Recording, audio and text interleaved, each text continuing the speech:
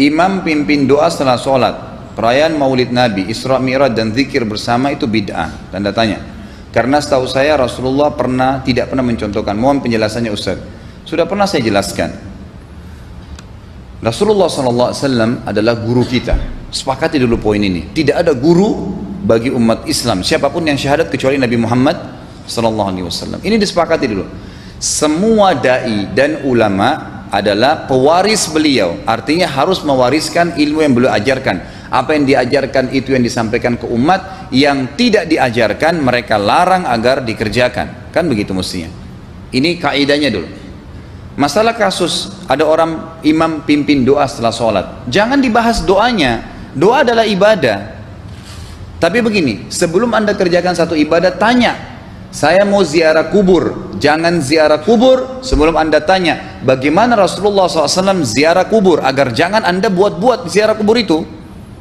Adanya orang taruh kembang di kuburan, siram air, buat batu nisan, pasang lampu, baca zikir-zikir di sana karena dia mau ziarah kubur semaunya sendiri.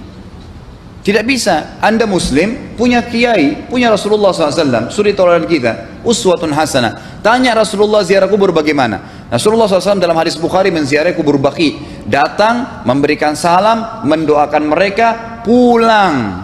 Nggak ada lagi yang lain. Nggak pernah Nabi SAW bawa kembang, siram kuburan karena sudah kering, padahal Madinah panas 50 derajat, pecah-pecah tanahnya. Ada istilah di Indonesia, kalau tanahnya pecah, kesian lagi diazab di bawah, kasih air, kasih kembang biar wangi, biar ditaruh kembang yang paling mahal. Kalau dia ahli maksiat tetap disiksa di bawah gitu kan. Jadi nggak bisa itu patokannya. Mau sholat, jangan pernah sholat dulu, tanya Rasulullah sholat bagaimana, belajar 5 menit bisa. Oh rukunya begini, sujudnya begini, sama, baru Allah terima. Tujuan Nabi SAW diutus untuk apa? Untuk dicontohi, diciplak hidupnya, cara makannya, cara tidurnya, berpakaian, bahkan cara jalannya saja. Para sahabat contohnya, Nabi jalan begini. Bukankah ada hadis yang mengatakan sahabat berkata Rasulullah SAW kalau jalan seperti orang turun dari bukit. Mereka sampai membahasakan itu. Rasulullah pernah keluar kepada kami menyisir rambutnya dengan rapi ke arah sebelah kanan belakang. Ditunjukkan, gitu kan? Rasulullah SAW menyukai ini. Rasulullah SAW memakan dengan cara begini. Diajarkan kepada kita semua agar kita contohin. Yang jadi masalah bagi kita ini, kita selalu mau buat apa-apa yang tidak diperintahkan oleh Nabi SAW. Selalu alasannya baik. Sekarang kasus berdoa setelah sholat. Doa adalah ibadah, nggak ada masalah doa. Tapi kalau kita mau ikat antara sebuah ibadah dengan ibadah yang lain, tanya dulu, Rasulullah pernah ikat nggak? Pernah pertemukan nggak? Ziarah kubur dengan baca Quran. Ziarah kubur ibadah, baca Quran ibadah. Pernah nggak Nabi baca Quran di kuburan? Itu tanya. Nggak ada riwayat Nabi SAW pernah baca Al-Fatihah untuk orang mati atau baca di ayat Al-Quran. Datangkan dalilnya coba. Nggak ada satu hadis pun menjelaskan masalah itu. Lalu kenapa anda buat? Oh karena saya mau buat ibadah. Baik, ibadah yang Nabi ajarin. Salam, doain, selesai. Jangan lebih daripada itu. Masa anda lebih pintar dari Nabi Muhammad SAW? Habis sholat, memang paket yang Nabi tawarkan, yang beliau selalu kerjakan adalah zikir. Setelah sholat dengan zikir sholat yang sudah masyhur, istighfar, kemudian baca Allahumma antas salam, sampai membaca ayat kursi, al-ikhlas, al-falaq, an-nas, baca subhanallah, alhamdulillah, Allah akbar 33 kali, sampai terakhir baca digenapkan la ilaha illallah wahdahu la syarika. Selesai itu semua hadis Nabi SAW menjelaskan setelah sholat, Rasulullah SAW langsung berdiri. Memang beliau tidak pernah berdoa habis sholat waktu itu. Memang begitu. Bukan doanya yang jadi masalah, bukan. Karena Rasulullah tidak kerjakan, jadi kita tidak kerjakan. Saya tekankan dalam pengajian saya, kalau anda punya hajat berdoa, berdoalah setelah sholat ba'diyah. Insya Allah aman. Karena sudah lepas dari paket yang Nabi tentukan.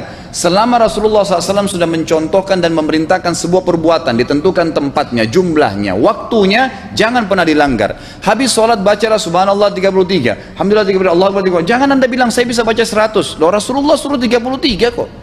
Ditentukan, jangan lebih pintar. Nanti setelah sholat, jangan ikutkan dengan paket rangkaian sholat ini. Di luar waktu sholat anda membaca 100, silahkan. Karena nggak ada penekanan di situ. Kalau ada penekanan waktu, tempat, dan jumlah, jangan dibantah. Anda pengikut Rasulullah atau bukan, gitu kan? Harus jadi jelas. Yang membuat umat ini di Indonesia juga jadi masalah sekarang, karena mau buat sendiri, semaunya sendiri. Kenapa akhi, kenapa Pak Kiai, kenapa Habib, kenapa Ustadz, kenapa buat ini? Bukankah Rasulullah tidak mencontohkan? Oh nggak apa-apa, ini kan baik. Loh, kalau semua orang berkata seperti anda, apa yang tertinggal dari agama kita?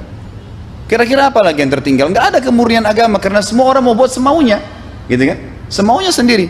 Pindah rumah, baca berzanji. Apa itu berarti sejarah Nabi? Kenapa baca berzanji, saudaraku? Rasulullah waktu pindah rumah pernah baca-baca gitu nggak? Nggak pernah. Kenapa dibuat?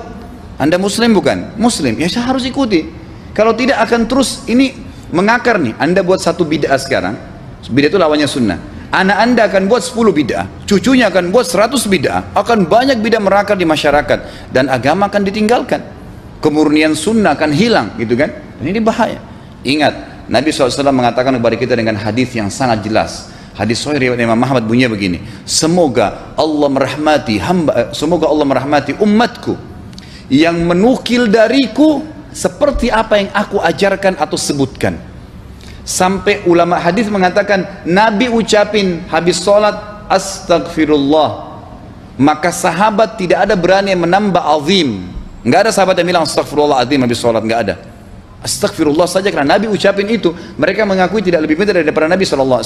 Kenapa kita harus tambah astagfirullahaladzim, wali walidayya, wali muslimin, panjang? Dari mana ini semua? Ditambah-tambah, diembel-embelin, kenapa? Akhirnya keluar dari ajaran Nabi Muhammad SAW. Ini masalah gitu kan? Kenapa harus dilakukan? Peringatan maulid Nabi sudah sering saya ingatkan. Anda tanya semua yang buat maulid, kapan maulid itu sejarahnya ada?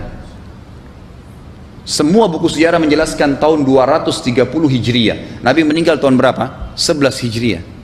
Gitu kan? 11 Hijriah. Lalu kenapa harus ada dilakukan? Dan dari mana sejarahnya? Yang membuat pertama adalah orang-orang Syiah.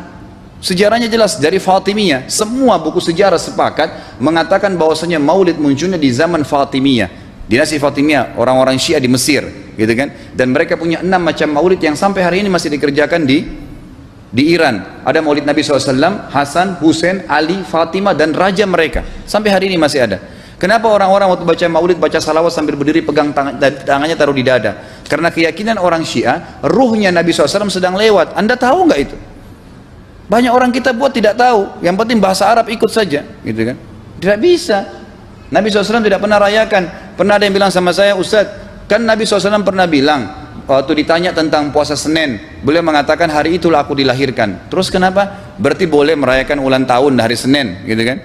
Tidak. Nabi SAW cuma menginformasikan bahwasanya beliau lahir di hari Senin, dan beliau tidak pernah ngumpulin sahabat untuk baca bersama-sama, merayakan hari lahir. Beliau tidak pernah. Kalau itu benar, Nabi nggak bakal tinggalkan kok. Ibnu Katsir rahimahullah, garis bawahi poin ini.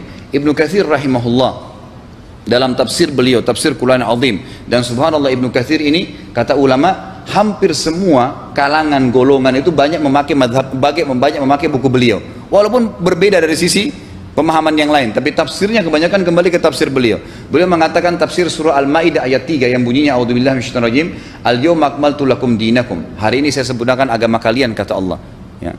Wa atmamtu alaikum nikmati, saya sempurnakan nikmatku pada kalian, artinya tidak butuh yang lain. Wa raditu lakumul islam madina, saya ridha Islam sebagai agama kalian. Kata beliau, ayat ini turun menandakan dan memastikan bahwasanya Nabi Muhammad SAW tidak meninggal dunia kecuali sudah mengajarkan semuanya, yang hitam, yang putih, yang gelap, yang terang, yang susah, yang muda, ya, semua dijelaskan. Siapa, kata beliau, yang menganggap masih ada sesuatu yang harus ditambahkan setelah Nabi SAW meninggal dan turun ayat ini, maka dia adalah ahli bid'ah. Dia orang yang membuat-buat agama. Nabi sudah ajarkan semua, selesai. Jangan ditambah, jangan dikurangin. Kita tidak lebih pintar dari Nabi SAW. Nabi nggak pernah rayakan hari lahirnya, jangan dirayain, selesai. Emang kenapa kalau kita nggak rayain? Kenapa? Tangan kita terputus? Enggak. Masih banyak ibadah yang disunnahkan gitu. Sama dengan kasus Isra dan Mi'raj, kejadian besar dalam Islam. Tapi Anda boleh kembali kepada semua buku sirah. Saya tantang semua buku sirah Anda kembali, insya Allah yang berpegang pada Al-Quran dan Sunnah, memang ada dasar wahyunya, maka semua akan menjelaskan. Nabi SAW setelah pulang dari Isra dan Mi'raj tidak pernah mengumpulkan sahabat-sahabat untuk merayakannya setiap tahun, tidak pernah. Boleh dipelajari, iya, setiap hari, tapi ditentukan tanggalnya lalu dibuat acara. Tidak pernah Nabi SAW buat itu. Lalu kenapa Anda buat? Kalau Anda mau tetap buat, ya silahkan, itu hak terserah Anda. Tapi saya ngajak kepada Anda kembali kepada kemurnian ajaran Nabi SAW. Kita tidak akan pernah kembali, kata Syekh Utsaimin rahimahullah, umat Islam ini akan kembali kepada kejayaan mereka kalau mereka betul-betul kembali kepada ajaran Rasul mereka Muhammad SAW. Murnikan ajaran Nabi, yang jalankan seperti yang beliau ajarkan, selesai, akan aman, pasti akan kembali kejayaannya. Kita nggak bisa saling menghardik, saling menyalahkan yayasan ini, organisasi ini, kelompok ini, karena masing-masing mau beristidlal sendiri, mau menjalankan sendiri hukum-hukum agama ini, bukan mengikuti sunnah Nabi Sallallahu Alaihi Wasallam. Jemaah haji kita, jemaah umrah, datang ke Mekah, tur dalam kota Mekah, naik ke gunung untuk lihat Gua Hira. Kenapa naik ke Gua Hira? Oh, Rasulullah pernah di sini. Baik, saya jelaskan. Nabi Muhammad SAW ke Gua Hira sebelum turunnya wahyu, dan beliau terakhir sekali di Gua Hira pada saat menerima Iqra bismi rabbikal ladzi khalaq. Itu saja. Setelah kejadian itu, beliau turun dari Gua Hira. Dari waktu itu sampai meninggal, Nabi SAW tidak pernah ke Gua Hira lagi, dan tidak pernah suruh sahabatnya ke Gua Hira. Kenapa anda ke Gua Hira? Sampai naik 3 jam ada yang jatuh mati. Karena jahil, tidak tahu pemahaman agamanya. Nggak bisa begitu. Cukup dikenang iya. Kecuali Nabi SAW suruh, datangilah Gua Hira, ya silahkan. Gitu kan? Kalau enggak, kan begitu. Masalah Isra Mi'raj, saudaraku, kejadian besar. Ambil ibrahnya, yang penting ilmunya. Oh, salat 5 waktu, kejadiannya pernah gini. Ada kebesaran Allah, ambil pelajarannya iya. Yang Nabi tidak contohin, maka jangan dikerjakan. Hanya itu saja. Zikir bersama, di sini ditanyakan juga zikir bersama.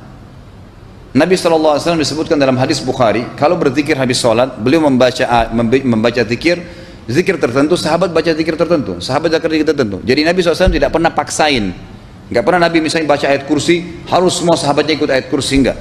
Nabi SAW baca ayat kursi, si fulan baca al-ikhlas, si fulan baca subhanallah, masing-masing. Dan ingat, Allah SWT mengatakan apa? Tentang masalah zikir dan doa ini. Ya. Dikatakan, ya, kita harus berdoa kepada Allah, ya, wadunal jahri minal qawli bil gudui wal asal wala takum minal ghafilin. Berdoalah kalian, berzikirlah kalian dengan doa kalian, dunal jahri minal qawl, tidak dengan teriak-teriak. Allah berfirman dunal jahr, tidak teriak-teriak, ya. Dan janganlah kalian menjadi orang-orang yang lalai.